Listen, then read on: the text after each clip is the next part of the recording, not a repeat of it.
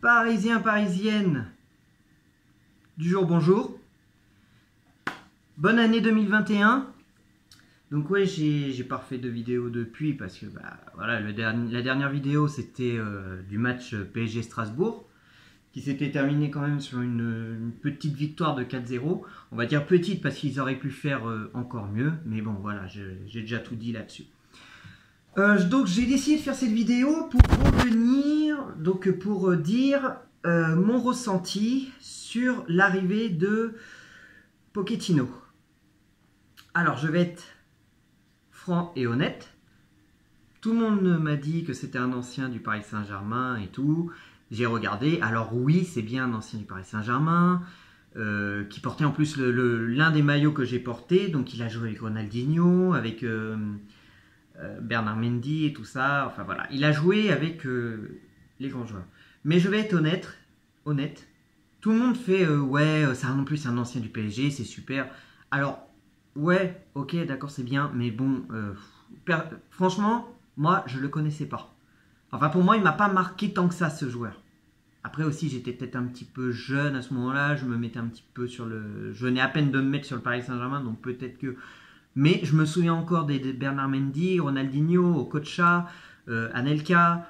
Il y avait aussi un petit Colombien là qui était pas mal, Yepes, Bernard Lama. Non, Bernard Lama il n'y était plus. Ou il était vers la fin, je sais plus. Alonso, Letizy. Enfin voilà, tous ces joueurs-là m'ont marqué. Mais lui, Pochettino, m'a pas marqué du tout. Pourtant, c'est le capitaine. Et donc voilà. Bon, bref, ça c'est un petit point. Tout le monde dit ouais mais lui au moins il saura gérer ses joueurs. Ok, moi personnellement je ne vois pas de grandes stars dans son je n'ai pas vu de grandes stars moi dans l'équipe de Tottenham. Et bizarrement aussi, à ce qui paraît, il s'est fait licencier aussi de Tottenham. Parce qu'on reprocherait les mêmes trucs qu'on a reproché à Tourelle. Donc c'est là que c'est bien beau. C'est bien beau de reprocher des trucs à Tourelle pour en fin de compte reprendre un entraîneur qui est, ça se trouve, de la même trempe. Alors, j'espère me tromper. J'espère vraiment me tromper. Mais je reviens exactement à ce que j'ai dit. Tourelle, pour moi, ça n'a pas été le pire. Vous pouvez trouver tout ce que vous voulez. Vous pouvez dire, ouais, il y a un record de défaites. Et alors? Faut bien qu'on en ait des défaites. On n'est pas non plus imbattable. Ce qui compte, c'est les résultats. Je suis désolé, les résultats, on les a fait. À part là. Mais pourquoi? Parce qu'en ce moment, vous pouvez dire que c'est Tourelle qui n'a pas de fond de jeu. Moi, je l'ai déjà dit plein de fois. On ne peut pas avoir de fond de jeu quand on ne fait pas de recrutement. Vous allez me dire, ouais, mais il y a Keane et Florenzi, Danilo et Rafinha. Ouais, et alors pour le moment, d'accord, ils font peut-être des beaux matchs, mais pour le moment, je tiens à vous rappeler que Gay, il a fait des bons matchs dans les débuts, et maintenant, la chute. Sarabia, pareil, il faisait des bons matchs dans les débuts, et là, la chute. Donc, il faut arrêter de dire, ouais, c'est des bons joueurs. Pour le moment, oui, ce sont des bons joueurs, mais jusqu'à quand? Jusqu'à quand? Pareil, comment voulez-vous qu'ils maintiennent Neymar et Mbappé? Il l'a fait une fois, vous avez vu ce que ça a fait? Tout le monde s'est mis à le détester. Le problème, il est là. C'est que vous pourrez mettre qui vous voulez en entraîneur. Si l'entraîneur a décidé de sortir un des joueurs phares, et quand on le sort, il commence à piquer une crise, il y a un problème. Faut pas oublier que Tourelle, derrière, il a ses... il y a l'émir, Nasser et Leonardo qui sont sur lui. Faut pas oublier que Leonardo n'aimait pas Tourelle.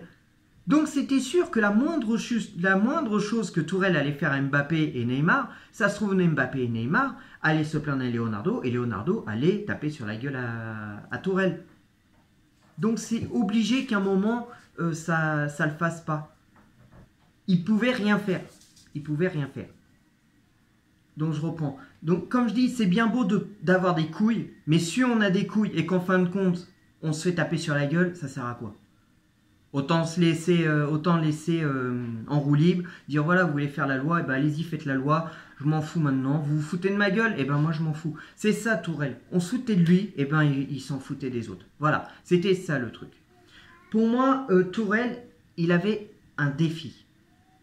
Son défi, c'était de passer les quarts de finale, même les huitièmes. Il l'a peut-être pas fait en première saison, mais il l'a fait à la deuxième. Et qu'on ne me parle pas de Final 8. Qu'on ne me dise pas, ouais, c'était un Final 8, on s'en fout. Une finale de Ligue des Champions reste une finale de Ligue des Champions. Parce que, faut pas oublier que les Marseillais, eux-mêmes, ils ont gagné la Ligue des Champions et c'était pas du tout le même truc qu'il y a là maintenant. C'était pas du tout le même truc. Mais ils l'ont eu et c'est quand même compté comme une Champions League. Et eux, on les emmerde pas. On dit pas, ouais, mais c'est ça, ouais, mais c'est ça. Non. Eux, ils s'en foutent. Une victoire reste une victoire. Donc nous, on devrait faire pareil. Peu importe, Final 8 ou pas Final 8, on a été en finale. Et puis, comme je disais, vous voulez prendre... On a pris un joueur comme... un entraîneur comme Pochettino, qui a fait lui aussi une finale de Ligue des Champions. Mais juste une finale. Et bien c'est pareil pour Tourelle. Et pour défendre... Alors là, je ne défends pas Tourelle, je défends tous les entraîneurs. Ce n'est pas en changeant d'entraîneur tous les 2-3 ans qu'on arrivera à gagner quelque chose. Parce que il faut laisser du temps. Il faut laisser du temps aux entraîneurs. Et il ne faut pas dire ouais mais 3 ans c'est suffisant. Non. Et il y a des entraîneurs, ils sont dans leur club depuis je ne sais pas combien et voilà et ils ont gagné la Ligue des Champions. Mais il leur a fallu du temps. Tous les entraîneurs ne sont pas Zidane, ni Guardiola, ni Mourinho. Zidane, lui, quand il a gagné la Ligue des Champions, quand il est arrivé, c'est parce qu'il avait déjà tous les grands joueurs. Et tous les grands joueurs l'ont écouté. Il y avait Ronaldo, et Ronaldo a écouté Zidane. Alors que Neymar, Mbappé, eux, ils n'écoutent pas Tourelle. Donc comment voulez-vous qu'un club avance si les joueurs ne veulent pas écouter leur entraîneur? Avant tout, il faut écouter leur entraîneur. Et si, admettons, comme je dis, si l'entraîneur dit quelque chose de pas bien, si dans ce cas-là, c'est l'entraîneur qui dit des choses de pas bien, et ben les joueurs sont assez grands pour se dire, attends, c'est pas bien, on va jouer autrement.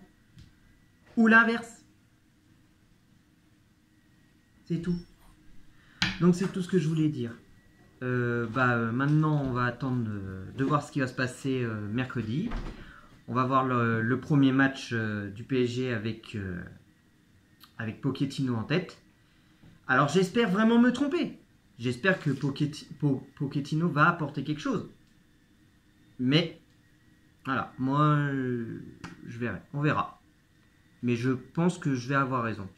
Je pense que je vais avoir raison, on aura beau changer d'entraîneur, tant qu'on aura des stars qui font ce qu'ils veulent, on ne pourra jamais avancer. Allez, que l'amour du maillot reste avec vous les amis.